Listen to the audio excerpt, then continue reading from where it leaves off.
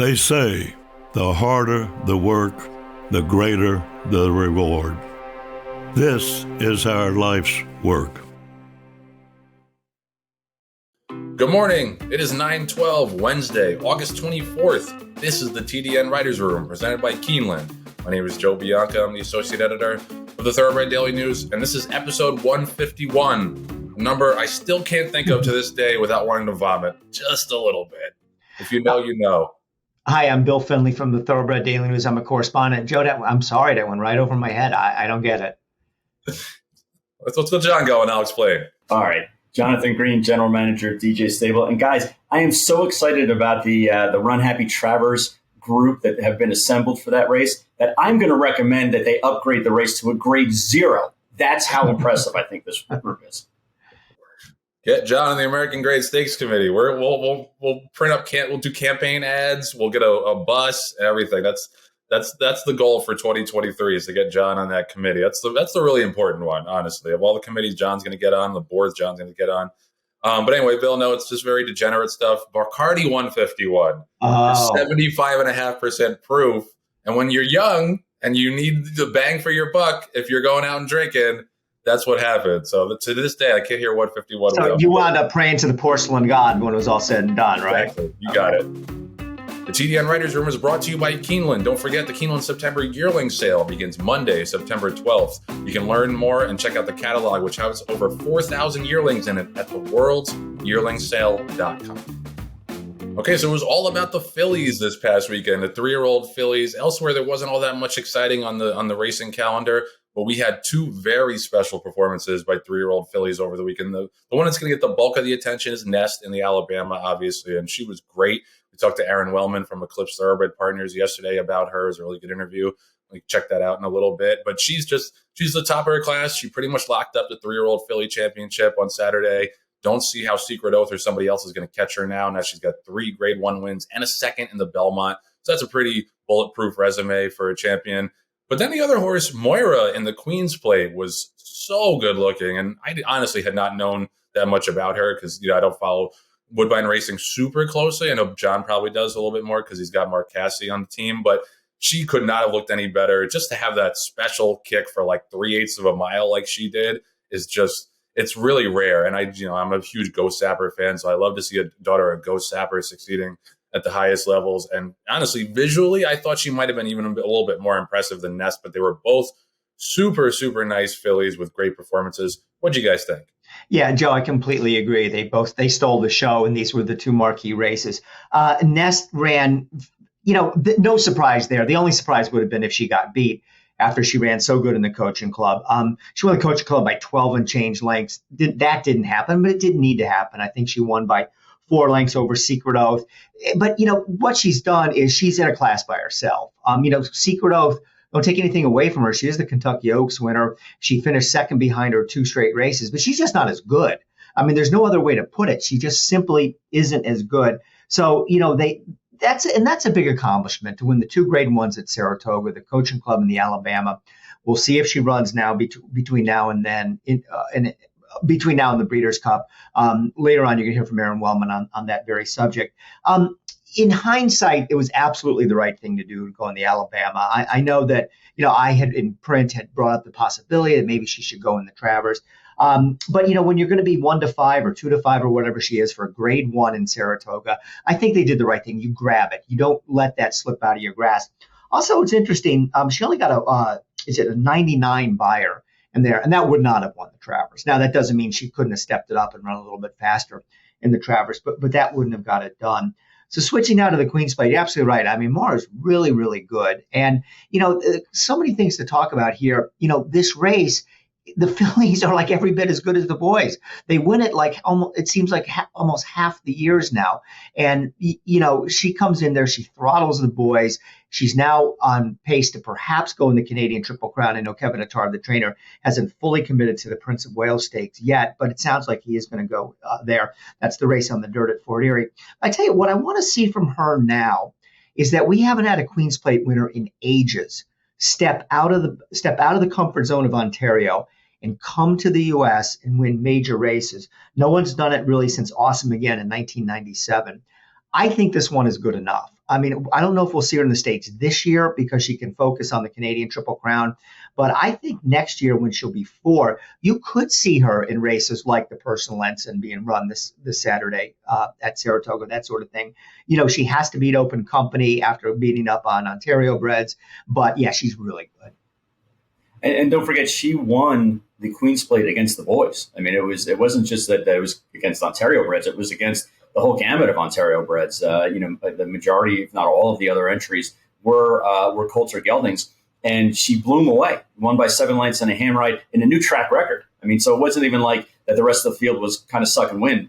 Moira was actually accelerating at the end and going 1.25 miles. That's really impressive, and I think you guys have talked about that.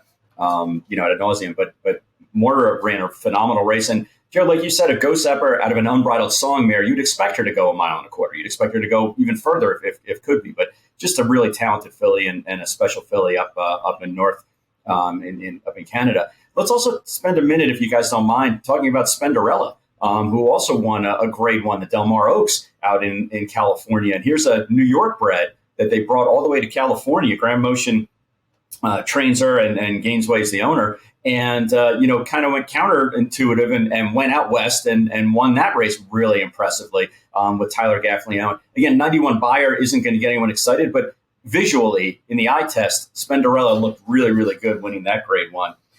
Yet Fev Rover, who came in and won the Canadian stake for Team Cassie, and then guys, we talk about Nest and just how good of a filly she is. And it's amazing. We're very fortunate to be sitting here and talking about a filly like Nest and Secret Oath and other fillies that are just continually impressing us and doing well on the racetrack. And Nest, I think from the beginning of this year especially, has just shown time and time again that she is the best 3-year-old filly in the country. I know Secret Oath beat her that one time, and Aron Wellman talked about the fact that this was an important race because it was the rubber match. It was the third race against Secret Oath. But I think going this distance, especially going 1.8 miles, going 1.25 miles like she did over the weekend, that there are few 3-year-olds in general in the country that can beat her at that distance. And it's really, really impressive. And guys, I want to remind you that one of us talked about the fact that Nest, with the right circumstances, Nest could be Horse of the Year. So let's play that clip. At that point in time, does that give Nest the resume to be Horse of the Year? If she beats the boys, finish second in the Belmont and then wins the Travers and beats all the girls in the distaff, wouldn't that make a compelling argument for her as well? Hey, I want to jump in. You guys both passed on the biggest story of the week, and Joe, you in particular. Chubwagon got beat on Tuesday at Parks how weird is this?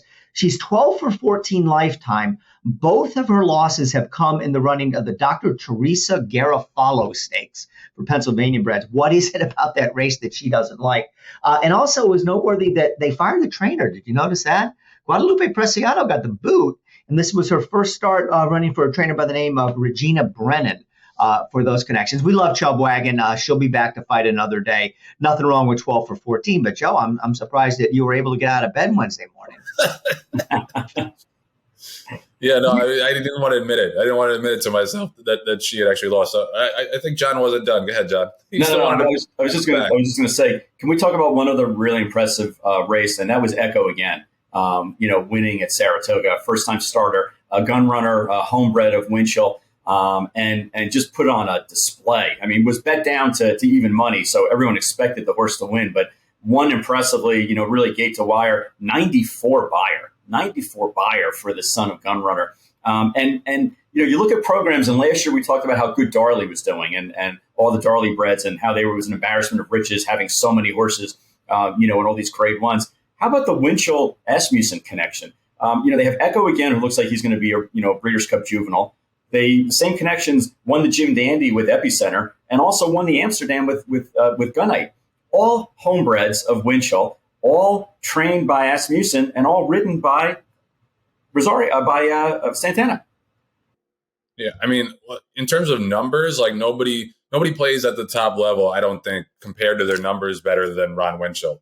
Not more than a few dozen horses and just always seems to pop up, especially in these 2-year-old races and these grade 1 and these high price maiden races. Always seems to do well. They had Three Chimneys actually had another gun runner on Sunday that was a borderline rising star for me, Grand Love, who looked really speedy and good. And she jumped back to her wrong lead and didn't look great in the last 16th, but overall looked very, very sharp and very fast. Echo again was really good as well. There was a Bob Baffert horse on Sunday at Del Mar named Home Cooking, who I made a rising star, who looked great.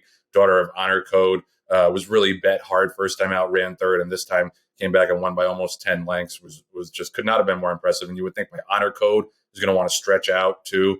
But just going back to Moira for a second, because this wasn't a one-off. Like going into this race, she won the Woodbine Oaks by like 100 lengths right before that. So she had stamped herself as a quality filly. And it's so interesting for me now because, like you guys say, there haven't been a ton of Queen's Plate winners who have gone on to have impacts in open races in recent years. But like, Go Sapper out of an Unbridled Song mare. Not only is she bred to go long, she's bred to like dirt too. So that's the next thing that we have to see with her, I think, is to see her try one of these big dirt races. And I'm super excited for it. And it was a nice story too, because Kevin Attard, who we've had on the show before, had never won the Queen's Plate before. Obviously his family is, steeped in the tradition of Woodbine and Canadian racing, and he hadn't won that race yet. So that was a cool little side note to that. And she's just crazy exciting. As for Nest, I saw some people being like, well, it was only a 99 buyer. I don't care what the buyer figure was. The pace was such that she wasn't going to run 2 minutes flat. The pace, they almost went 50 to the half. You're not going to do that in a dirt race and then run 2 minutes or 2:01 for a mile and a quarter. The important thing for me was she has that turn of foot. And I think that's what makes her so special. You go back and you look at the Ashland, and it's why we liked her going into the Oaks most out of that big four, was that turn of foot and that monster stretch kick that she had in the Ashland. And we've seen that again in the Coaching Club American Oaks. We saw it in the Alabama.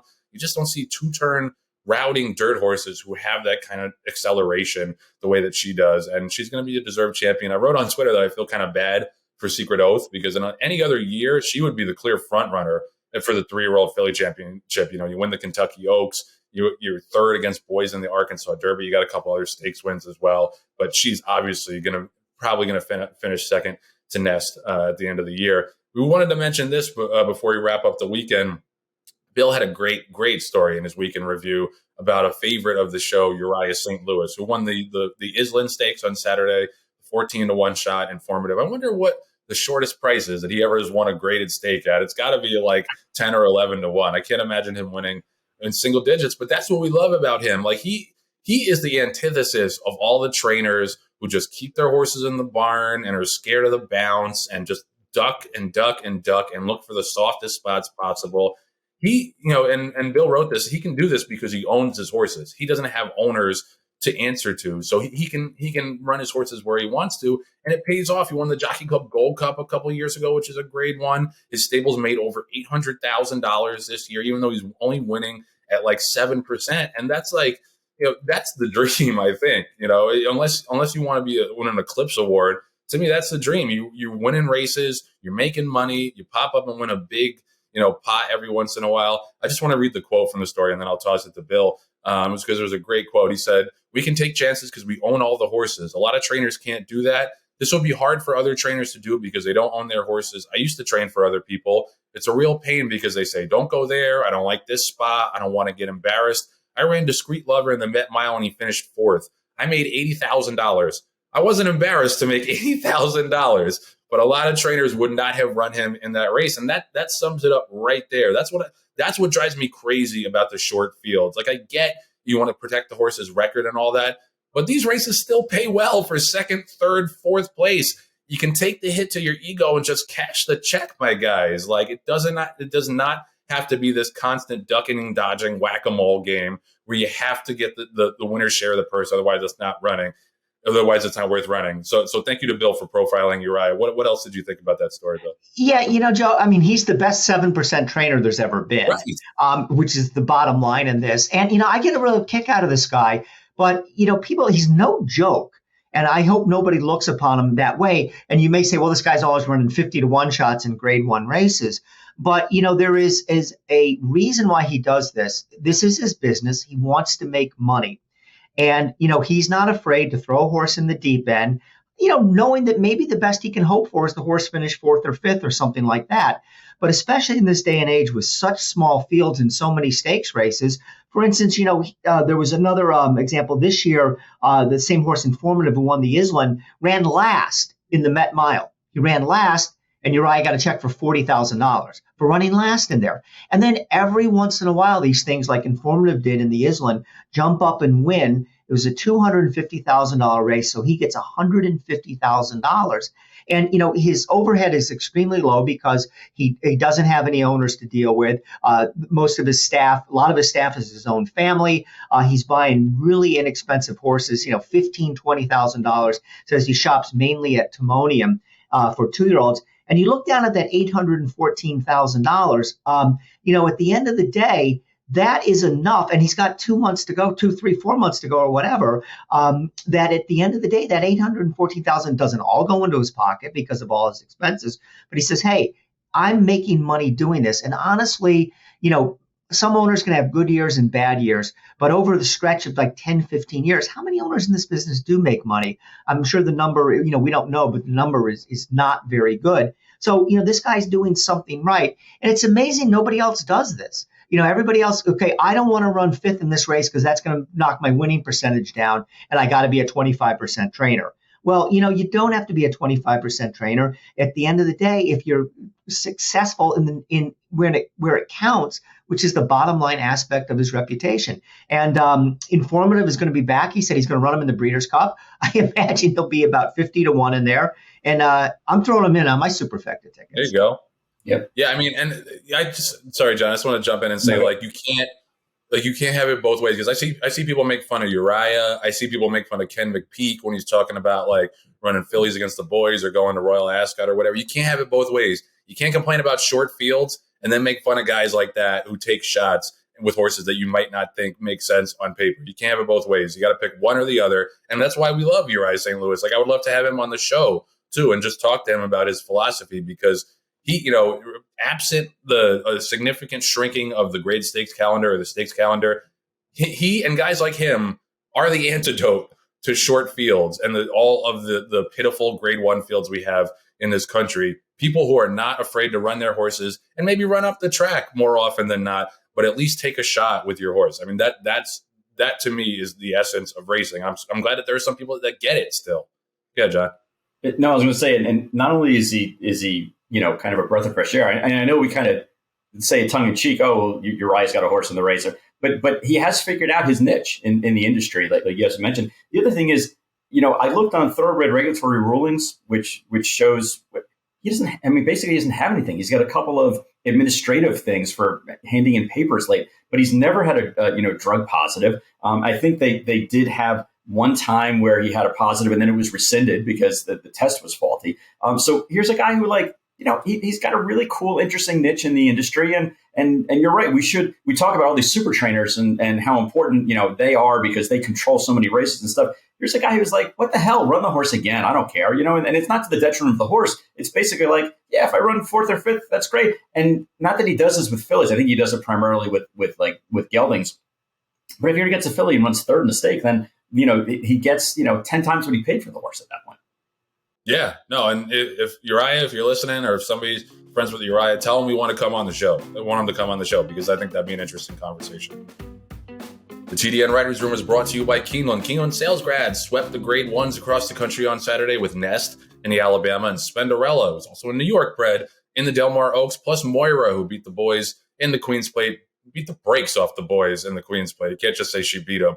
She's also a graduate of the 2020 Keeneland September sale. We're now less than 3 weeks away from this year's edition of Keeneland September. The auction covers 12 sessions from September 12th through the 24th. Book 1 includes yearlings out of 89 graded stakes winners and 36 grade 1 winners, plus siblings to 50 grade 1 winners. You got to be there. You got to get in on the action. We'll be right back after this message from Keeneland.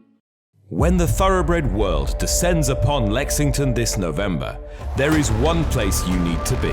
The place where history comes alive with every championship victory. He's authentic indeed! The place where the future is built with the fall of a gavel. The place that exists to be the heart of this industry, the center of it all, home to the November breeding stock sale and 2022 Breeders' Cup, Keeneland. Maximum Security proves he's the real deal with a gate-to-wire win in the Florida Derby. Champion 3-year-old. Maximum Security has won the TVG.com Haskell Invitational. 11 triple-digit buyers. Maximum Security, he smoked them in the Cigar Mile. Grade 1 winning 4-year-old. Maximum Security takes them all the way in the TVG Pacific Classic. Secure your mare's future. Maximum Security. The TDN Writers Room is brought to you by Coolmore. Ashford Sire Mendelssohn really on the rise. He had his 9th winner on Sunday with Classical Cat. It's actually a story in today's TDN about it that you should check out. Who won at Del Mar on debut for Phil D'Amato. Mendelssohn has had 9 winners overall and 9 other placers from 27 runners worldwide. I feel like his horses are winning pretty much every weekend now. And fellow first crop sire Motown had another nice winner on Friday with Mo Stash, who won on debut at Ellis. Motown is a top 10 freshman sire with 5 winners so far this year. I think he has 6 actually now because he had one overseas, and he stands this year for just $7,500. So yesterday we sat down with Aron Wellman, who's the principal of Eclipse Thoroughbred Partners. He's one of the sharpest guys in the game, honestly. I love listening to him talk. We had a great conversation about Nest, about a lot of bigger issues in racing. Check out our interview with Aron. The Green Group Guest of the Week is sponsored by the Green Group, an accounting, tax, consulting, and advisory firm specializing in the thoroughbred industry. With over 500 clients in the horse business, they have proven strategies to save you taxes.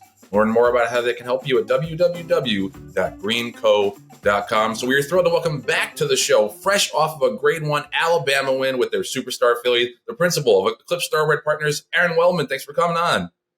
Thanks for having me, fellas.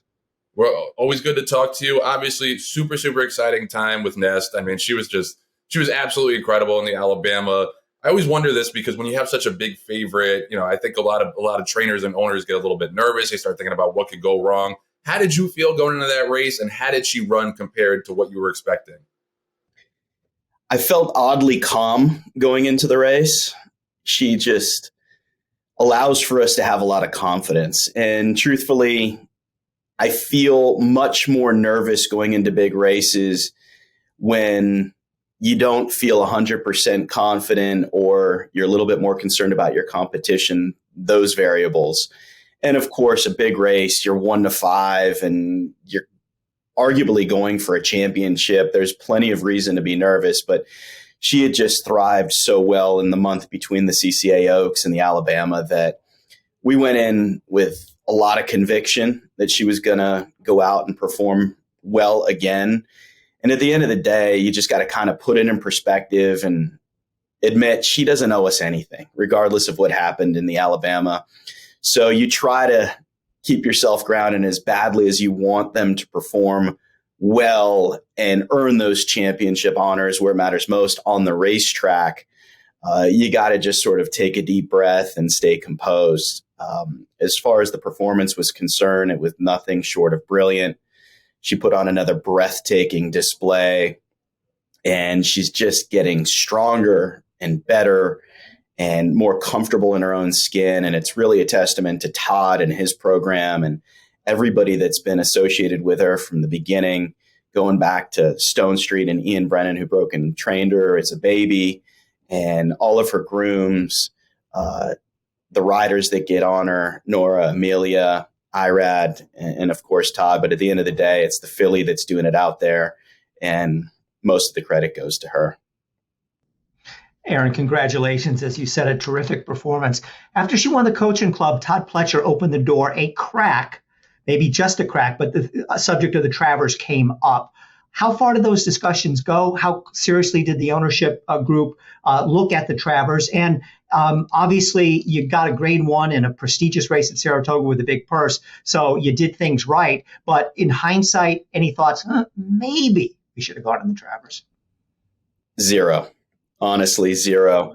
I think it was worth the discussion, and with Mike Rapoli on the team and Todd, of course, we're huge proponents of New York racing. And I think the sportsmanlike real swing for the fences that we took this year was in the Belmont.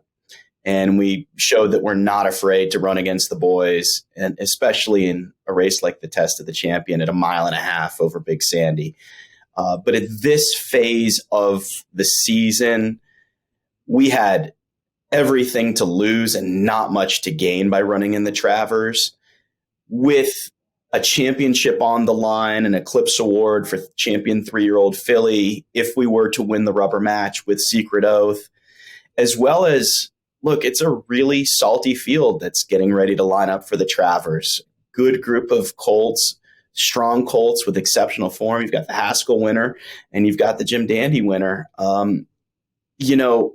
We could easily knock her out for the rest of the season. Even if she were to go and beat those boys, we might have been a penny wise and a pound foolish at the end of the day. So we really wanted to work backwards from the Breeders' Cup distaff.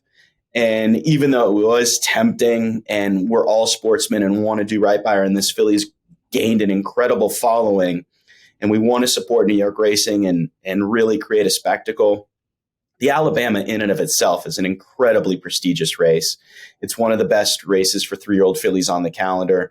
We didn't think she had anything to prove against the boys. We thought she proved it on Belmont Day.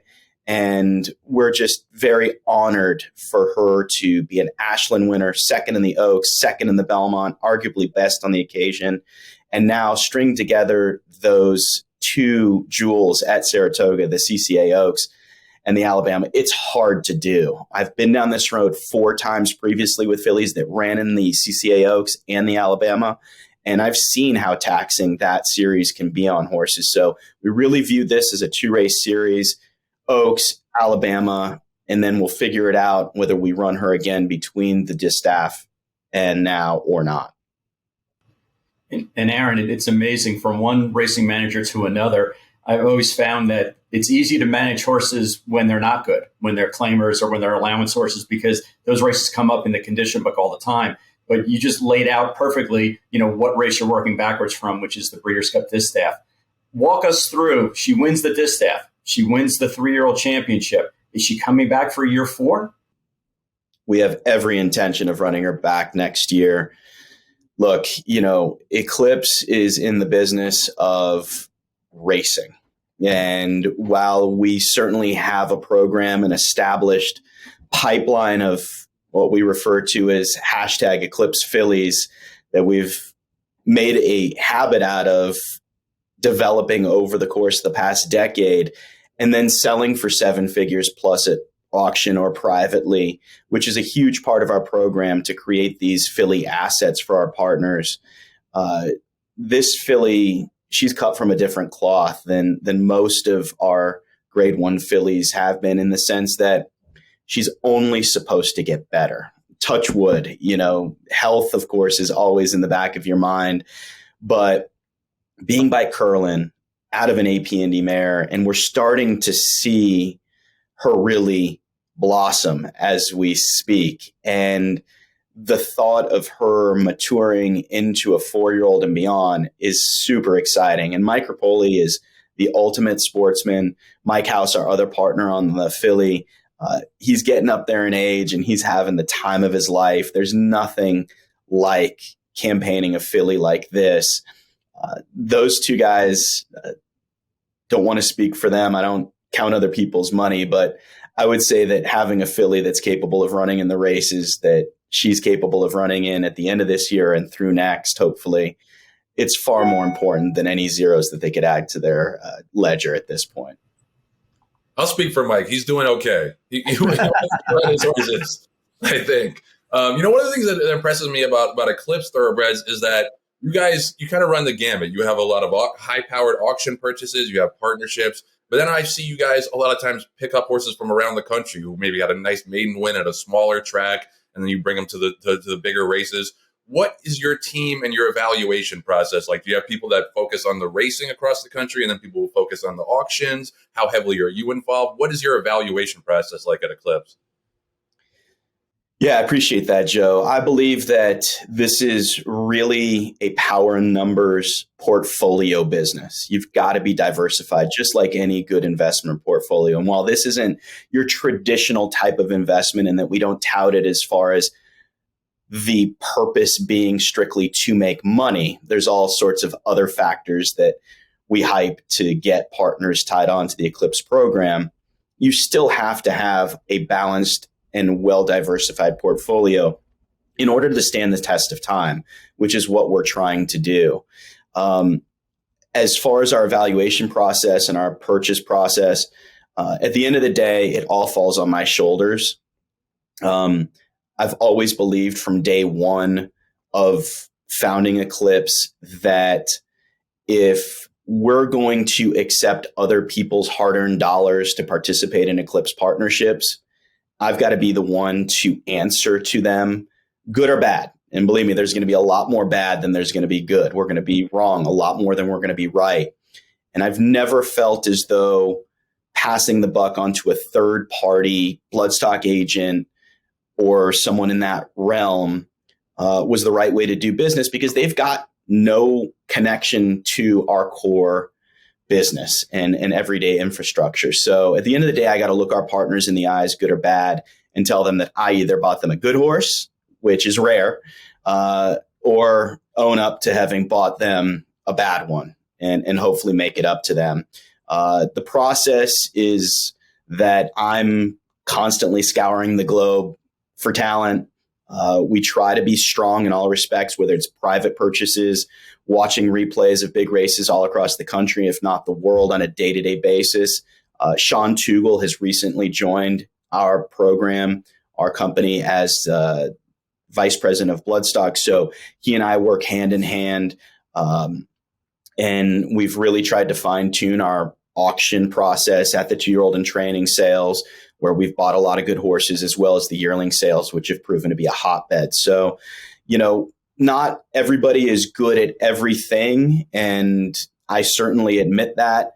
But we do take a lot of pride in our ability to identify talent, put it in the right hands, develop it, and manage it properly to maximize its potential. And at the end of the day, like I said, I've got to be the one that really looks our partners in the eyes, regardless of result. And staying on that same sort of theme, you bought her for $350,000 at Keeneland September. You can add a couple zeros on to the end of that now after what she's done. But by Curlin and the kind of filly she's come, I mean, I can't believe I'm saying this, but in this day and age, that's not a lot of money. What did you see that the guy swinging for the 7-figure fences maybe didn't see? Yeah, it's wild. When I look back on some of our best purchases at public auction, and like I said, I'm not going to scoff at $350,000. That's a ton of dough. But you're right, Bill. In the grand scheme of this market, a filly like her with her pedigree, and as far as I was concerned, her physicality at the sale, you could have easily have seen her bring double that. And incidentally, that's how we ended up partnering with Mike Rapoli on the filly, because at the time, Jacob West was our VP of Bloodstock, and Jacob was an integral part of our team for a few years, and he's gone on and graduated from Eclipse, and he's now got his own bloodstock agency and a consignment company as well. So we wish him the best, and he still acts as a consultant for us on occasion. But he had a really good relationship with Mike Rapoli, did a lot of work with the Rapoli program, and of course with Eclipse. And we've bought a handful of horses with Mike over the years. And when this filly came on our radar, Mike, as you guys well know, is predominantly in the market for stallion prospect colts at the yearling sales. And you've really seen it bust through the last couple of years in his partnership with Vinny Viola and St. Elias Stables. They're spending $14, $15, up to $20 million a year on these colts. Mike wasn't really buying many fillies. But when this filly came along, we did think she was going to be $500,000 to $1 million, somewhere in that range, potentially break through that 7-figure ceiling. So Mike was going to be really selective about the fillies he was going to buy and made sure that he had plenty of pedigree behind them. And credit to Jacob, he shortlisted this filly for me, and we both fell in love with her after we went through our due diligence process. And we thought that we were going to need Mike to sort of minimize that high dollar risk. Well, of course, when we signed the ticket at $350, we're both looking at each other like, what did you need each other for in that instant? Yes. But believe me, it's been a heck of a ride. And look, there's going to be plenty that you think you got to spend $750 on, that you're going to buy for less, that you wish you didn't have a partner on, that you do wish you had a partner on, because they're not going to all turn out to be nests. They're going to be failures. They're going to be duds. And you will have hoped to have minimized your risk. And that's sort of the name of the game right now, is spreading the risk, creating these alignments and partnerships. And I got to be honest, sharing this experience with Mike and his family and his entourage, it's really just heightened the entire ride that much more. Right. So Aron, right now it looks like you guys have purchased 5, 6, 7 yearlings already, and we're going right into yearling season with the Keeneland sale right around the corner. Can you give the audience an idea of, how many yearlings you think you're going to buy, and more importantly, which ones, how much of each one would be available for the general public? Because you guys sell out pretty quickly, but I'm sure that you hold some back for new partners and new investors. Yeah, that's a good point. I don't have a formula when we go to these sales, to be honest with you. It's all about trying our best to find the best equine athletes with as much pedigree as we could get behind them at the best value for money that we perceive. Beauty is in the eye of the beholder in terms of the recruitment process and identifying the talent. And it's also very much an art, not a science in that respect, but also in terms of valuation. So, I don't go into these sales with any preconceived notion. Obviously, Keeneland is the granddaddy of them all, thousands of horses to inspect and evaluate. And we just really try our best to, again, create a variety and different flavors for our partners. We're unique, I think, in the fact that when we go to these sales, we're not necessarily streamlined, laser focused on stallion prospects. We're predominantly founded on fillies. I think that our equine portfolio is lopsided towards fillies, probably 70, 75% fillies, 20, 30% colts. And we will take our swing on that stallion prospect on occasion, Taprit being one of the first that we really took a swing for the fences on, and thankfully hit it out of the park with him. But I believe that to stand the test of time in this business, you got to be filly centric. And that's really the way we go at it. Our partners have bought into that concept. They believe in it. And as they see their portfolio go through cycles, they're even buying further into it. But I would say you're right, Jonathan. At this point, we've bought a half a dozen between Fasig and Lexington in July, Fasig at Saratoga, and then the New York bred sale, we went 2-2-2. So we're really well balanced to this point. And we could walk out of Keeneland anywhere between a half dozen and a dozen, maybe a few more come September. But again, there's no formula. We don't raise any money up front. We buy everything on the come. So every yearling that we sign the ticket on come September, my business partner, Brian Spearman, and I have to have 100% conviction that if for some reason these prospects fall on deaf ears when we go to syndicate them, we're willing to own 100% of them. And I got to be confident that the athlete, the pedigree, and the valuation is solid enough that we can turn around and hopefully attract our partners' attention. So I would say anywhere between a half a dozen and a dozen we'll look to get at Keeneland. But it's so fun, man. It's what gets me up in the morning. It's what fuels my fire, is trying to find these talented equine athletes and then watch them develop. And Keeneland is the ultimate source. Absolutely. It's a Keeneland sponsored show. We are contractually obligated to agree with that, but no, you're definitely right. But so this is the last question for me, because it's really fascinating to hear you talk about auctions and partnerships. That's the way of the world now. More and more partnerships at these big sales. On the one hand, obviously, you're thinning out the competition the more you partner with people. On the other hand, you have to pay more for horses these days. So what are are there downsides to the advent of the partnership, or has it been mostly gravy for you guys? Man, that's the $64,000 question, right? So far, it seems to be working for operations like Eclipse, and it seems to be working for the industry at large. Time will tell, as it always does. I think the nature of the business in all respects right now is consolidation. We're seeing that in a lot of ways, but really the focus is on quality. I think this goes back to when the bottom dropped out of the economy back in 08, 09. I was just starting to become a professional in the business. I left my law practice and boom, the subprime mortgage crisis hit. And it wasn't exactly the greatest of times to be involved in the racehorse business, but I learned a lot at that time. And I think what happened was a lot of big breeders, a lot of own to race owners realized that you cannot carry a whole lot of fat in your stable, regardless of whether you're breeding or owning to race. And the focus has got to be on quality. The economic model is already against us going into this game. And what has started to make sense, and this goes back to one of my mentors, Scott Campbell, who is the pioneer of racing partnerships. So it's a testament and a tribute to his vision back in the day, is that you got to focus on quality and spread risk. And really where it makes the most sense is trying to compete at the highest level. We still need the claiming ranks. We need the blue collar, everyday owner, trainer, and operation to make this business tick.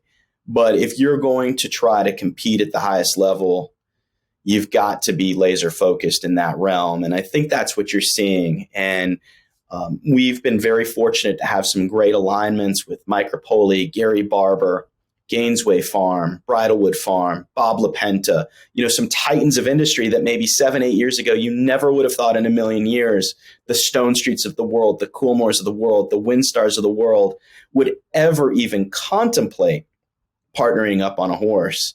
And when you see those titans of industry aligning with other operations, yeah, you get into the back range at Keeneland or you go into the pavilion at any of these auction houses and you see them lining up, you better have your boxing gloves on because it's going to be a war.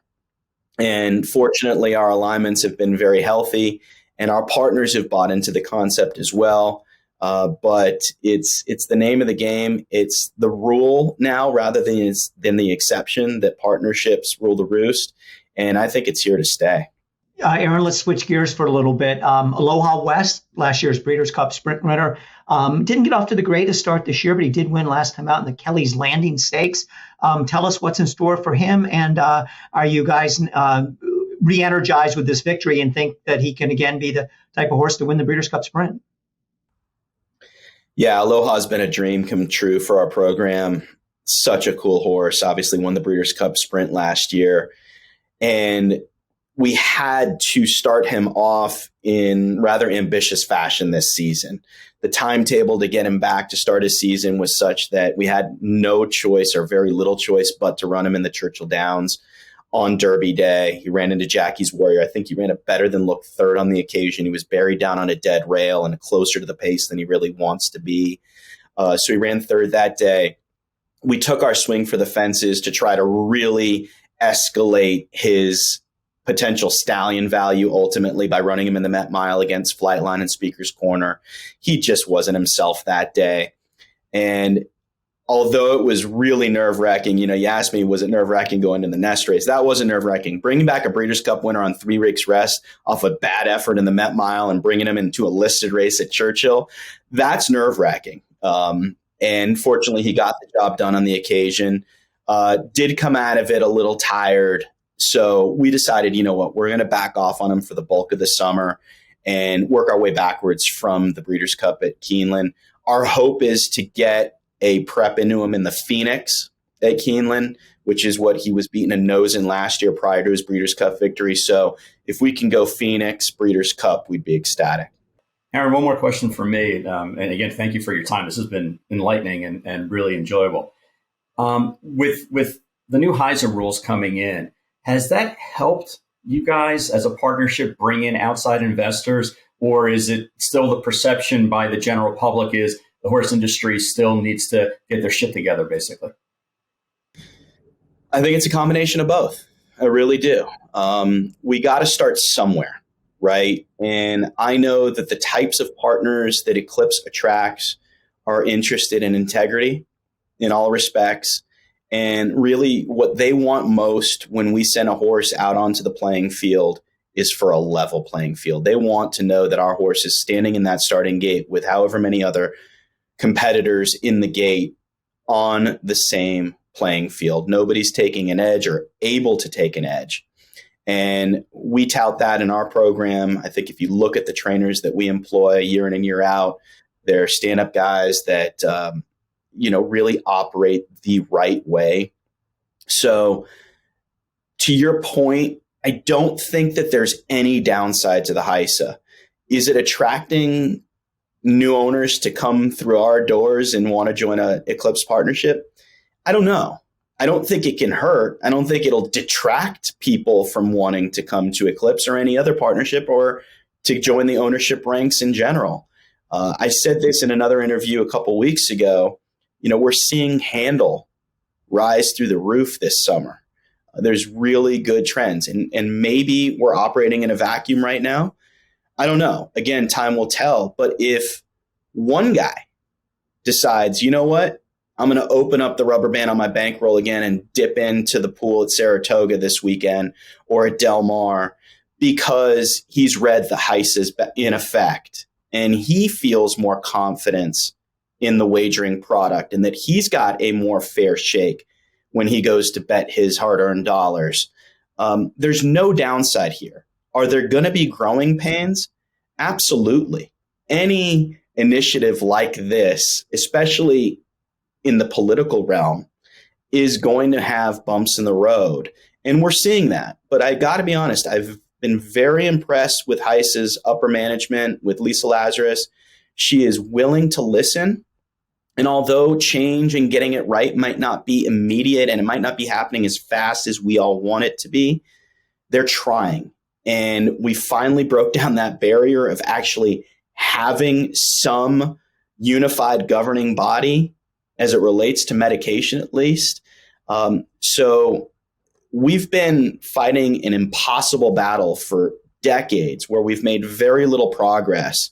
And whether you agree with how it's being run or not, or you're willing to wait for these bumps in the road to be smoothed out or not, you got to admit that we're at least making some progress. And at the end of the day, we can't lose sight of the fact that the reason HISA is in effect is because we want to operate on a level playing field.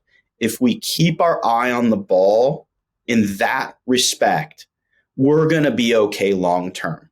We might have growing pains.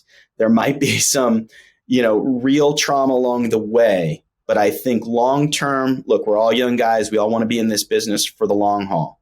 I think if we stay the course, we support the initiative, we're going to be in really good shape and look back on this watershed moment in 10, 15, 20 years from now and say, okay, that was the beginning of the real saving of our sport in our industry. Bill, you were obviously excluded from that comment, Bill. I was going to say, he said young guys. Aaron just sewed up my Eclipse Award for the Owner of the Year. It's Thoroughbreds. Man, thanks, Aaron. Aaron, thank you so much for the time, man. I could listen to you all day. One of our favorite interviews. Congrats on the win, and thanks for the time, my guy. I appreciate it. Thanks for thinking of Eclipse, guys. And, you guys put your time into this every week, and it's a thankless job, but thanks for promoting the industry and bringing on interesting characters every week. I think it's a real benefit and great content. So thank you for what you guys contribute as well. Thanks, yep. The Green Group Guest of the Week is sponsored by the Green Group, an accounting, tax, consulting, and advisory firm specializing in the thoroughbred industry. As this week's Green Group Guest of the Week, Aron Wellman will receive a free 1-hour tax consultation. Learn more at greenco.com. We'll be right back after this message from the Green Group. Why do the most successful owners, breeders, and horsemen select the Green Group as their tax advisor? We simply save them money and know how to make them more successful. Over the past 40 years, founder Leonard Green has owned and bred some of the best racehorses in the history of the sport. His in-depth, hands-on industry knowledge, combined with cutting-edge tax-saving strategies, has produced positive results for his clientele and has made the Green Group the top-rated accounting and tax firm in the business. For a confidential and complimentary consultation, contact us at 732-634-5100 or visit our website at www.greenco.com. The Green Group, proven strategies to save you taxes. The PA Horse Breeders Association introduces the Pennsylvania Stallion Series. 4 brand new races to be run at parks for PA-sired, PA-bred 2-year-olds. There are 2 $100,000 contests on August 22nd, PA Day at the races. September 24th, PA Derby Day, has 2 more races, each with a $200,000 purse. The PA Stallion Series, yet another reason why Pennsylvania is the premier place to breed and race. For more, please visit pabred.com. The TDN Writers Room is brought to you by the Pennsylvania Horse Breeders Association. PHBA celebrated a successful Pennsylvania Day at the races on Monday at Parks. The day included 7 $100,000 stakes, including the first 2 races from their new PA-bred, PA-sired 2-year-old Stallion Series. Each of those stakes attracted 12 entries. It really was a nice card, full fields. Florida Sombra won the Miss Blue Tie-Dye Stakes and is undefeated from her first 2 starts, looked really good. 90% Maddie won the Whistle Pig for owner breeder LC Racing, who I'm pretty sure John is friends with. It was also announced this week that Brody's Cause, a Grade 1 winning son of Giants Causeway, is going to be moving to Pennsylvania for the 2023 breeding season. He'll be standing at Equistar, training and breeding. Very exciting opportunity for Pennsylvania breeders. There's only so many sons of Giants Causeway that are going to be left, after we lost them in the last couple of years. So definitely a good opportunity there to get into that sire line. And of course, the highlight, or maybe the low light of the day was Chubb Wagon losing. But like Bill said, she will be back and better than ever. It was a terrific day of racing. And now we look forward to Pennsylvania Derby Day, which is in just a month, September 24th at Parks. Okay, you may have heard of this story at some point last week with Chad Brown, who is the leading trainer in America, I would say, the preeminent trainer. He's been champion 3 or 4 times by now. He was arrested in Saratoga for allegedly obstruction of breathing. There was a woman who made a complaint about him that he physically, it was a physical altercation and he assaulted her. Obviously, nothing is proven at this point. He did spend the night in jail on Tuesday. He was released on Wednesday with a $2,500 bail. Bill wrote the story along with Mike Kane. Bill, what did you learn? Yeah, I mean, I'll just lay out, the facts of what we learned in the story. The woman described herself as an on-again, off-again significant other of Chad Brown. Chad was at home and she entered into this is again all alleged and this is one side of the story, et cetera. She entered into his home, she said, using a key that she had to get into his home in Saratoga. Don't want to get in the gutter, but I don't know any other way to say this. Found him in bed with another woman. That led to an altercation in which she accused Chad of pushing her down the stairs and choking her. That obstruction of breathing is just a fancy word for choking. I don't know why they use that. So he spent the night in jail. The next morning at his arraignment, he pled not guilty, as you would expect, and is going to be back in court in September. I mean, it's a messy story. It's nothing to make light of, or sometimes we kind of like to poke these guys. Oh, trainers behaving badly. I don't want to go down that route whatsoever because this is way too serious. The only thing I'll say on this is that, serious as this issue is, I do think it's important, and you kind of touch upon this, Joe, for people not to rush to judgment here. I mean, we do live in a society where you're innocent until proven guilty. He deserves his day in court. And people have said that NYRA should have banned him or should have been suspended by the New York Gaming Commission. I don't think that would have been appropriate at all. I don't know where this is going from here.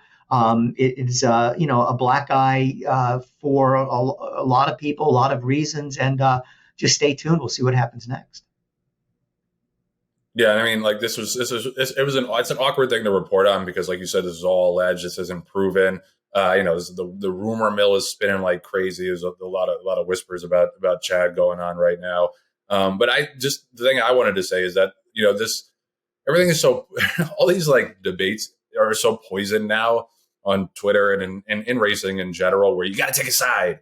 You got to be like pro Chad or pro woman, and it's just like, can we just wait a little bit and see what happens and see the proceedings? Because like there are people that are upset that TDN even reported the woman's side of the story. It's like, well, that's the news. Like that's the side of the story we have right now. So we have to report that. Nobody's saying he 100% did this and should be thrown in jail forever. But that's the story right now, and it'll be interesting to see if Chad ever says anything about this, or if there's more court proceedings, or maybe it'll be settled at a court. But obviously, it's shocking news in terms of you don't usually see big high profile people in racing get arrested, especially not for stuff like this. Like maybe for drugs, but not for stuff like this. Sorry, John, go ahead. No, and Joe and Bill, I'm glad that we're talking about it just in the sense that it is newsworthy. It is a story, and it's an unfortunate story. Again, nothing's been proven yet, but based on the facts and circumstances, we as you guys more so than me, I pretend to be a journalist, but you guys really are. You have to report these stories, right? And this is it's something that's a big deal no matter what. It doesn't pertain to racing necessarily. It's not like a betamethasone overage where you can have this debate back and forth, or was that the reason the horse won the race? It's just where it's a little tough to pin down like how big of an offense it is. If true, we don't know that this is true. If true, this is obviously very serious and needs to be taken care of by regulatory bodies. But obviously the process has to play out. This story, I think, has been reported extremely responsibly so far, not just at TDN, but throughout the industry. I don't see anybody, at least in the official pages of racing publications, pointing fingers or throwing him away and throwing him in jail and locking up, throwing away the key. But this stuff has to be reported, but it's still early in the process and we need to let it play out. Was that so hard for everybody to say and everybody to acknowledge? Does everything have to be a war, a flame war every time something happens? This seems like the kind of thing that more people should be able to agree on at this stage. Joe, I just want to say one more thing. And you say, whether or not he would be sanctioned. Again, this is if at the end of the day he is found guilty of this and only that.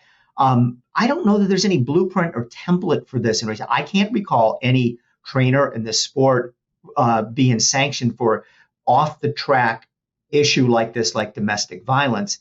And so I don't know how racing handles this or deals with it. And and look at all the problems the NFL has had with this. It's been so many different examples of this. And by and large, people think the NFL has done a terrible job with how they police this. So, if in fact he is at the end of the day found guilty, what would be next so far as what racing would do? We'll pay attention to this story and we'll see. Hopefully we get some more updates. But I just wanted to switch gears and Jamie Ness, who is a big time trainer in the Mid-Atlantic states, who's won a ton of races. He's been suspended 6 months by the Pennsylvania Racing Commission. Pennsylvania Racing Commission is taking people out left and right. You love to see it. Yeah, that's finally we have some cops on the beat somewhere here in America who are not afraid to kick people out or not afraid to suspend people, because they've been on a killing spree here with getting these guys out of here. And Jamie Ness is a guy who's had a ton of overages, a ton of disqualifications, and a ton of issues. And he's just one of those guys who miraculously goes to different places, pops up out of nowhere and starts winning at 25, 28%. It's just one of those things that defies belief. And I don't know what the specific issue was here. It says a horse he trained tested positive for bufotenine, which I don't even know what that is. He was also fined $5,000. Suspension begins September 5th, runs through March 2023. I mean, obviously there's going to be an appeals process. This isn't the end of that, but I just want to, like John was clapping, I want to applaud the Pennsylvania Racing Commission because, there's so much stuff that just stinks to high heaven in this industry. And we all just are supposed to sit here and act like it's normal. And it just isn't. And Jamie Ness is one of those guys that he's just had so many results and so many horses that you're just like, come on, bro. Especially the claims. Big claimer claims $16,000 horses. All of a sudden they're in a stake and they're winning allowances by 5-10 lengths. It's just, I don't even care about the specific instance here. Jamie Ness is a guy who's had chance after chance after chance after chance to do things right and still has these unbelievable results. Any thoughts, guys? Yeah. Look, Joe, we obviously, what we've been doing over these last 151 shows is keep harping on this subject about, we got to take care of the bad guys. We got to weed them out of the game. And, I've been equally on that path as the two of you, but I take a deep breath here. And I think everybody else take a deep breath. I'm telling you, there's more to this story than meets the eye. And look, if Jamie Ness is a bad guy or a good guy, if he cheats or doesn't cheat, at the end of the day, just like we talked about Chad Brown, this has to be proven and he has to have his day in court. And there's a lot of stuff about this that just doesn't add up. Now, the drug is called bufotenine. It's also known as toad venom. And I guess toad venom is a hallucinogenic that, The same as like using mescaline or mushrooms. I see you're shaking your head, but bear with me here. The ARIC says it has no effect on the physiology of the racing animal whatsoever. It's also found in grass and then can get into the horse's system by them eating grass. Now, let's just suppose that Jamie Ness used this bufotenonine to dope horses to improve their performance. Look, I'm not a chemist. I don't know, but how on earth could giving them a hallucinogenic that comes from toads improve their performance? It reminds me a little bit about the Baffert scopolamine case with Justify, where it looks like it could have been environmental contamination. This is not like, okay, they did a test, they caught them with this drug, it's in his system, bang, you're banned for 6 months. It's a somewhat bizarre case, and at the end of the day, I'm not sure that Jamie Ness is going to go down for this. Yeah, and Bill, he might not go down for this, but I think it's kind of like similar to Baffert in the sense of he's been given so many chances, and there's just, if it walks like a duck and quacks like a duck, it's a duck. And the guy has 108 reported regulatory infractions. Thank you, John. On the Thoroughbred regulatory. Which, of course, 75 of them for horses late to the paddock, so which is sure. Yeah. And the other thing I would say is, even if there's a contaminant that they find in grass, you guys haven't been to the park's backstretch. I can tell you there is not one freaking blade of grass back there. So it's not a matter of, the horse was grazing. Like, it's not like Keeneland or Kentucky Downs where there's just fields and fields of blue grass. If there's any grass back there, it's in a Ziploc bag and the guys are smoking it. There's no turf, back on the racetrack. So I'm a little disappointed, that I'm disappointed in the fact that, Drew Malika, who has been on the show, is a friend of the show, and I know him personally. He's actually representing Jamie Ness, and I'm a little disappointed in that. And I know he's an attorney, everybody's entitled to a defense. Come on, I understand, but I like to think nobody represented Charles Manson. I get it. I'm not saying that Charles Manson's winning percentage, though, Bill. I'm 34%. Wait. It's still my time. It's still my time. I'm not saying that Drew's a bad guy for doing it, and everyone does deserve to have legal representation. I'm saying that I've had many, many conversations with Drew, and I think he's a very down-to-earth guy, and I think he's an intelligent guy, and that's why I'm disappointed, because he can pick and choose what clients he wants to have, and he's claimed, he's representing Jamie Ness, who, for all intents and purposes, is one of the guys that training that we wouldn't run at parks because of trainers like Jamie Ness. That's why we haven't run there in 3 years, because you can't win. And Aron Wellman said it very well in our interview when we talked to him about HISA. And he said, as an industry, we just want to know that we have a fair shake. We want to have an even playing field. And there was never an even playing field, at least not in the past 5, 6, 7 years with regard to parks. And I've been I've been very outspoken, and some of the powers that be at parks have actually, pulled me aside and reprimanded me about talking, negatively about their racetrack. But you know what? I'm going to talk positively about the racetrack, because I'm so happy. That's what I was clapping before. I'm so happy that they are trying to clean up the mess that is parks racing. And if it's not on this one, if it's not on this single individual test, and he'll have his day in court, it's got to be on the other, 108 or whatever, even if it's 30 medication issues, because the guy's not a Hall of Fame trainer, but he's running at Hall of Fame stats. Yeah. Just one more. First of all, I think you gave credit to the wrong outfit. It's the Pennsylvania Racing Commission that is behind this.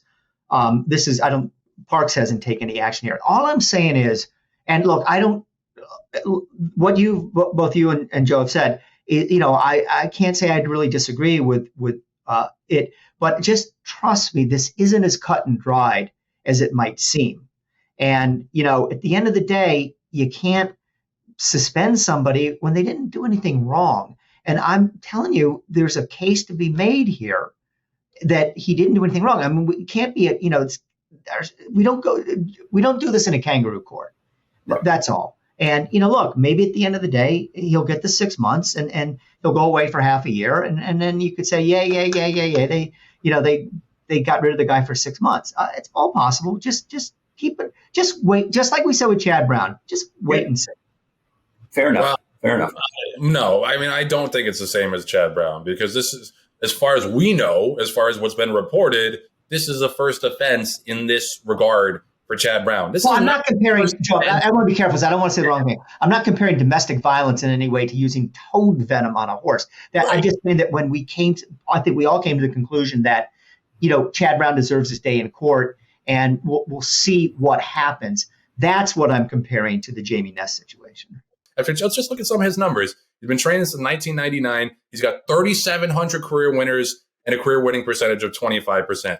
Can you name a graded stakes winning horse that Jamie Ness has? How about a stakes winning horse? The guy's racked up 3,700 winners, winning at 25%, strictly almost on low-level claimers and maybe low-level allowance horses. He's got 107 wins at Parks, to John's point, 67 more than the next leading trainer. The next leading trainer has 40 winners. He's winning at 28% at Parks. He does this everywhere he goes. He goes to Tampa, he goes to Laurel, he goes to all these places. And just even if he's been out of the game for a little bit, pops up and starts winning at 30%, starts claiming off of everybody and moving horses up. Whether or not this particular incident, I love John's line about the no grass at Parks, because everybody's got an excuse always. Yeah, Bill, you might be right. You might indeed be right that this is going to get overturned on appeal, and it was. You know how it is. You just walk around the street and then you get some toad venom on you, and then you blow a test. It happens sometimes. I get it. Common story. But I think in general, the idea to get people like Jamie Ness out of Pennsylvania racing can only help Pennsylvania racing. The TDN Writers Room is brought to you by XBTV. This week's XBTV Workout of the Week, which you can see right now if you're watching the video version of this podcast, which you should always be doing, is Cyberknife, who put in his final work last Saturday for this weekend's Grade 1 Run Happy Travers Stakes, which we're going to preview in a little bit. The son of Gunrunner worked in company with stakes winner Angitude and went 5 furlongs in 1 minute flat. He was given second choice morning line odds of 7-2 and drew post 1. Don't think I'm going to get the 7.8 to 1 that I got on Cyberknife in the Haskell, but he is a contender. Like I said, we're going to talk about that race in a little bit. And he's, to my knowledge, is the only son of Gunrunner who already has a stallion deal, but he sure as hell is not going to be the last one. So if you want to see all those Travers works, Epicenter, all the top contenders, go to xbtv.com. Just type the horse's name in the search bar. They'll almost certainly have it for you.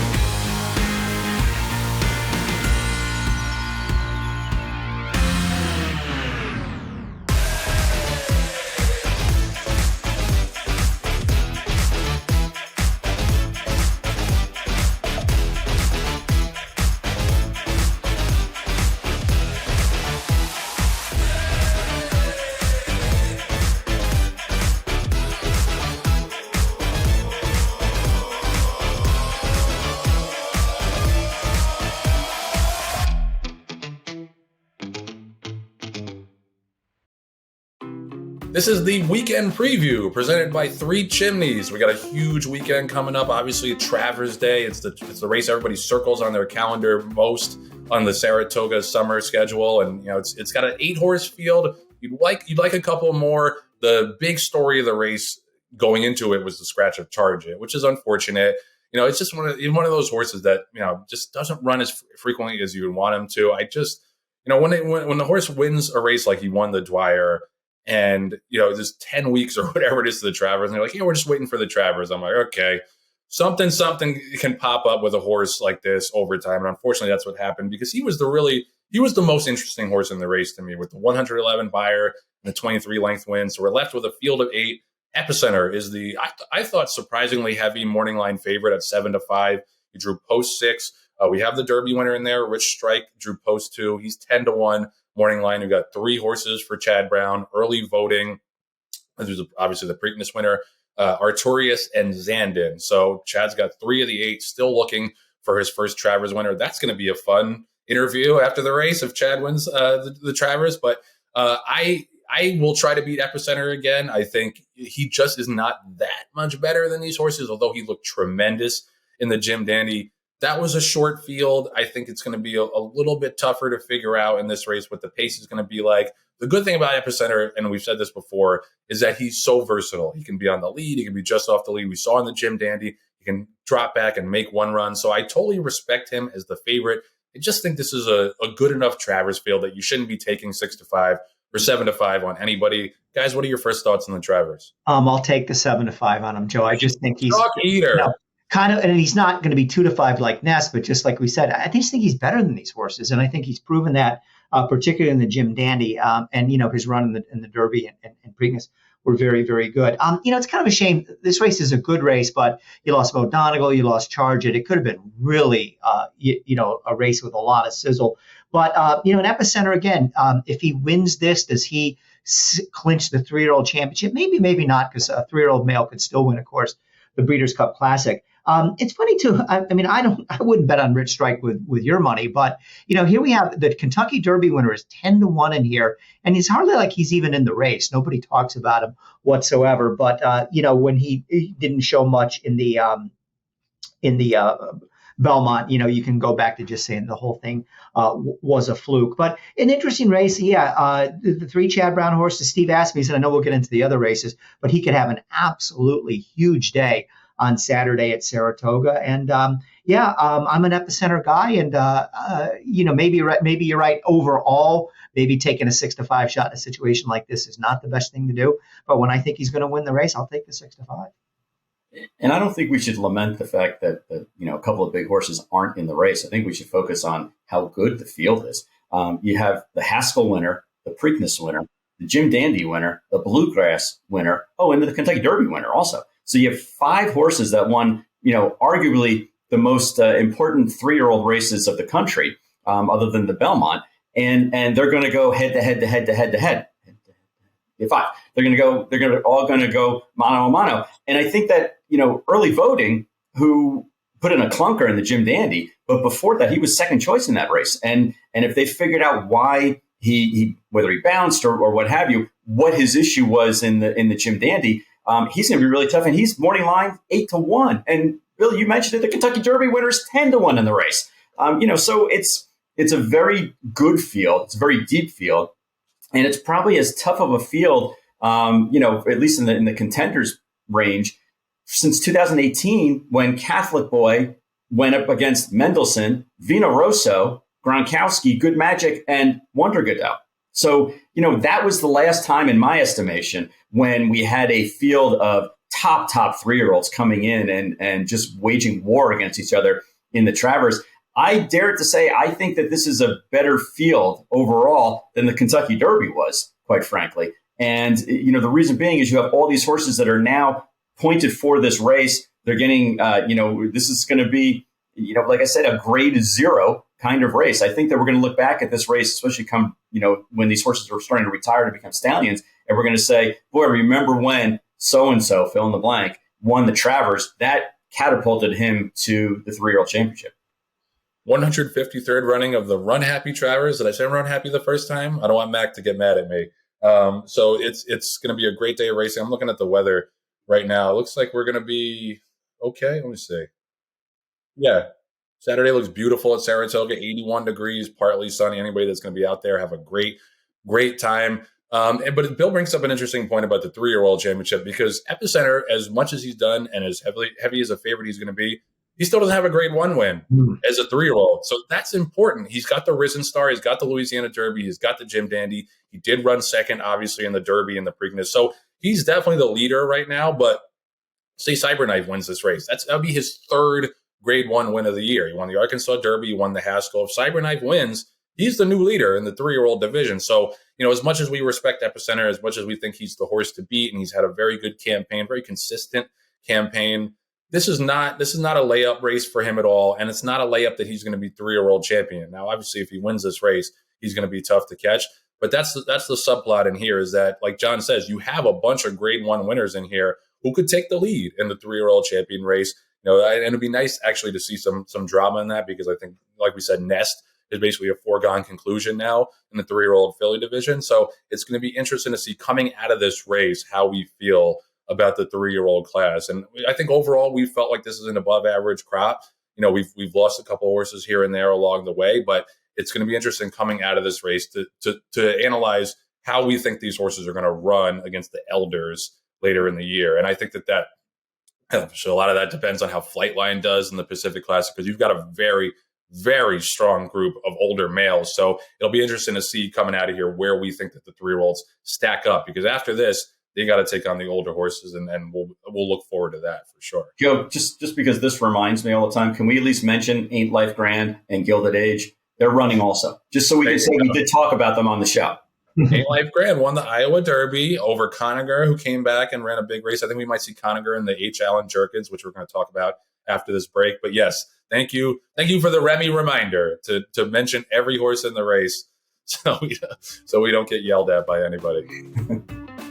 The TDN Writers Room, and more specifically, this weekend preview segment is sponsored by Three Chimneys Stallions. It was another week, another TDN Rising Star for Three Chimneys superstar sire Gun Runner. Echo again, who John mentioned earlier, looked terrific. Winchell Homebred is the 6th Rising Star already for last year's freshman sire and horse of the year. Gun Runner was campaigned by the same connections as Echo again. Gun Runner had another impressive juvenile winner on Sunday, who I mentioned with Grand Love.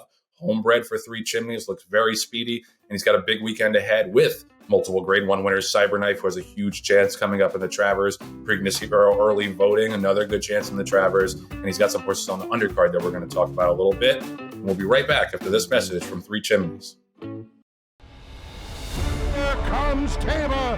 Taba in the center of the track with good-looking strides, squares off with Cyberknife. Cyberknife takes the lead. Taba going with him. These two in a thriller. Cyberknife just in front, and Cyberknife has won the TVG.com Haskell over Taba. Jack Christopher finished third. The running time 1 minute 46.24 seconds. Gun Runner's on top of the world! Come, dream with us at Three Chimneys. And it's all Tyler's Tribe to the final furlong. He's putting on another show tonight. He is 8 lengths in front. Now it's 10, now it's 12. Tyler's Tribe pouring it on as they come down to the line. He's going to win by double digits, and he stops the clock in 104.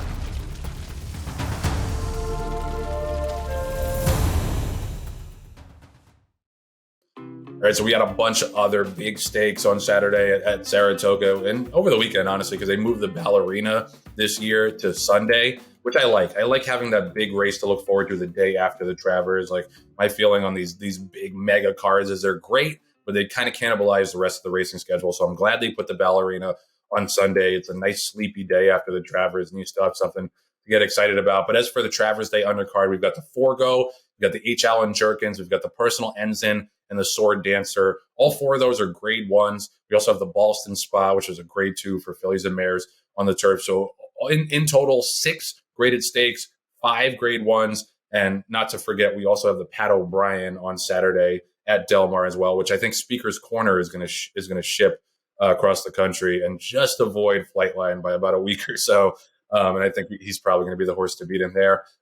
To me, I think the most exciting race, usually other than the Travers on this day, is the H. Allen Jerkins, because you do get those 3-year-olds where the trainers have finally thrown in the towel on them becoming routers and are like, let's just focus on 7 furlongs to a mile or 6 furlongs. And that's, I think, sometimes when you get the most brilliant performances, when horses maybe were chasing the Triple Crown Trail a little bit, cut back, and are now doing what they were born to do. We saw it last year with Life is Good and Jackie's Warrior.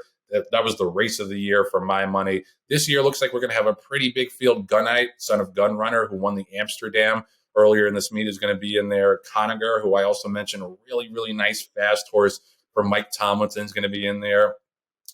Jack Christopher. I think Jack Christopher's turning back for this, right, guys? He's in the Haskell. Yeah. So Jack Christopher is going to be in there. Howling Time, who I ran a pretty good race in the Met win. Running Son of a Gun, who's also a gun runner. So Gun Runner is going to be well represented in that race. Just looking at the Sword Dancer, we have Gaffino and Channelmaker, Adamo, nice horses, Tribuven. I was hoping that they would run Warlike Goddess in here. Bill Mott hinted after the last race that now that the Flower Bowl is a Grade 2, that he might run her in the Sword Dancer. I don't see her in the probables. Like I said, on Sunday, the Ballerina looks like a really good race with CC and Obligatory. The Forgo is going to have John's favorite horse, the Saratoga horse for the course, Baby Yoda. So I know it's going to be appointment viewing for John. Mind Control's in there. Jackie's Warrior obviously is appointment viewing. 3-2 Zone, who was pretty sharp in an allowance win earlier in the meet.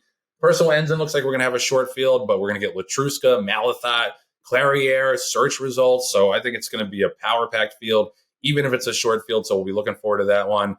So what do you guys think? What out of what I just said, or maybe something off the board, what are you looking forward to most on Saturday? Well, obviously, other than the Travers, will the Forgo doesn't figure to be a competitive race because Jackie's Warrior is just so good.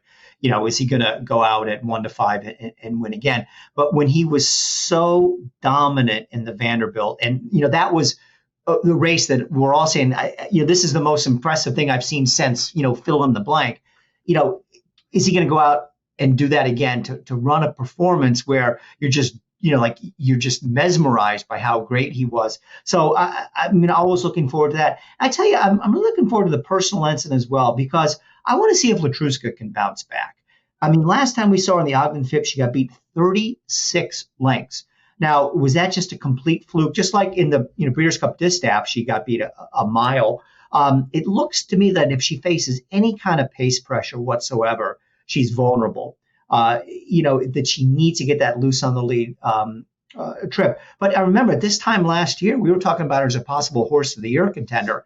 And, as good as Clariere is, if the real Latruska shows up, I think Latruska could beat her. But I have no idea what to expect in there. And, Jack Christopher, it would have been nice if he won the Haskell, and then he might be back in the Travers, and we'd be talking about this great showdown with Epicenter, Jack Christopher, a couple others. But they're doing the right thing. He obviously doesn't want to go 1.25 miles, so the Breeders' Cup Classic is out.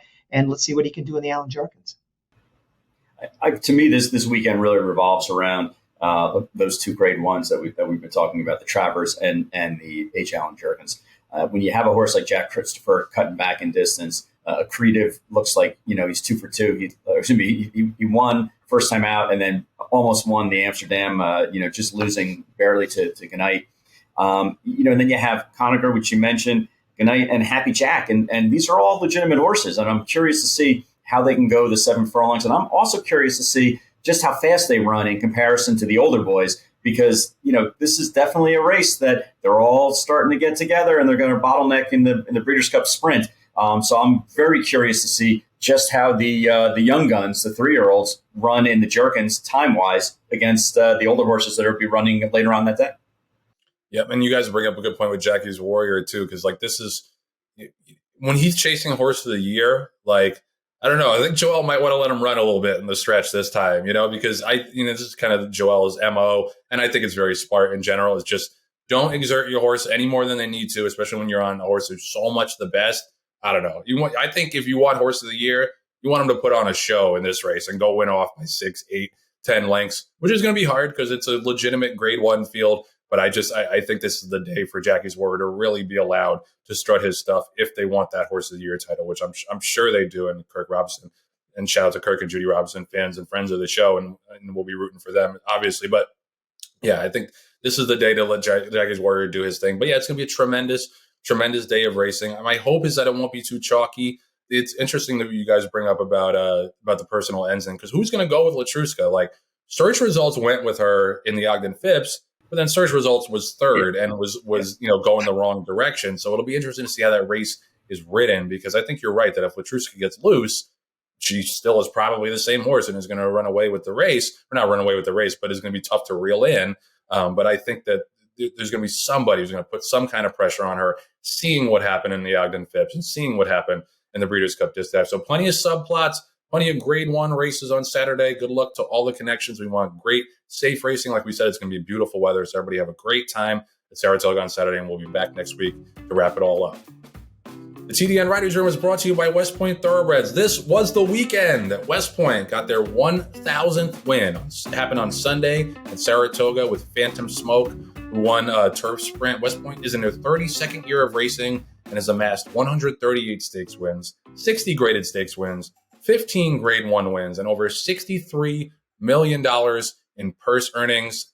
Terry was quoted afterwards saying he's most proud they've never had a horse test positive on a drug test. And honestly, I'm not just saying this because they're a sponsor. West Point has been a longtime champion of the game. They do things the right way. They deserve the biggest of hat tips for getting to 1,000 wins. For any owner, that's an unbelievable accomplishment, and their footprint just grows every single year. And they have a great team. You know, Terry does a great job, but everybody behind the scenes, like Tom Bellhouse is his main guy, but all of the partners, everybody behind West Point has done a great job to get to this mark, and they really deserve all the kudos, and we wish continued success to them. And also Katie Petruniak, our associate producer, had a story this week talking to the people at West Point about their 1,000th win and how much that meant to them. So definitely go check that out. So we're looking forward to the next 1,000 to Terry and the gang. We really appreciate you guys, and congratulations once again. And we'll be right back after this message from West Point Thoroughbreds. All the thrills. Fraction of the bills. Experience the power of the partnership. Change your life, make new friends, and compete at the highest level of thoroughbred racing. West Point Thoroughbreds, the gold standard in racing partnerships. Visit westpointtb.com. Being a small family business, I guess we're part of a dying breed. We're really grateful for the people that entrust us. We know it's a huge responsibility. We're always with your horse every step of the way. When it comes to being at the sales ground, showing your horses, we are with your horse. Just driving up and down the road every day, there's not a time that I don't look out and feel a responsibility to the sport, the animal, the people that come to invest in the game. I want to see as many people enjoy this sport as they possibly can, because we do have the most beautiful sport in the world. The TDN Writers Room is brought to you by Legacy Bloodstock. If you think that 50 years combined experience in the horse business could benefit your program, give Tommy or Wendy a call. They personally advise on each horse as if they were their own. Legacy has almost 100 yearlings cataloged for the upcoming Keeneland September sale, so we'll be taking a look at a few of those in the coming weeks. They have 2 yearlings in book one, both by Gunrunner, sponsor their show. It's basically Gunrunner sponsoring the show. 3 Chimneys are technically sponsoring the show, but Gunrunner has been so unbelievable that he takes up all the air. Hip 21 is a Gunrunner half-sister to multiple stakes winner offering plan. I remember her in the New York ranks. She's also from the family of Grade 2 winner Adore the Gold. Hip 125 is a Gunrunner colt out of stakes winner Aquafresh. His family also includes multiple graded stakes winner and Grade 1 Breeders' Cup juvenile runner-up Repent. Remember Repent, guys? He was a really nice horse. Ran well in the Travers too. So yeah, go check out Tommy and Wendy's consignment at Legacy at Keeneland September. They'll have everything you need, and they'll take care of you as a small shop. They'll take care of you and give you the personal attention that you deserve. This week's Remy cartoon, we got a couple of guys. We're being presented with a giant Trojan horse from another barn, and the quote is, "How thoughtful that other trainer sent me a new horse." And I'm sure there are plenty of trainers out there maybe want to get rid of some lower level stock who would disguise it as a Trojan horse and send it down the Saratoga backstretch. Shout out to Remy as always. Okay, so that's going to do it for this week's edition of the TDN Writers Room presented by Keeneland. Don't forget, I'm sure you couldn't forget, but don't forget, the Keeneland September sale begins Monday, September 12th. It runs through September 24th. You can check out the catalog, which has over 4,100 offerings at theworldsyearlingsale.com. I want to thank Bill Finley, John Green, our Green Group guest of the week, Aron Wellman, our producer, Patty Wolf, our associate producer, Katie Petruniak, and our editors, Anthony LaRocca, Aaliyah LaRocca, and Nathan Wilkinson. Thank you so much for watching. Enjoy Travers Day. See you next week.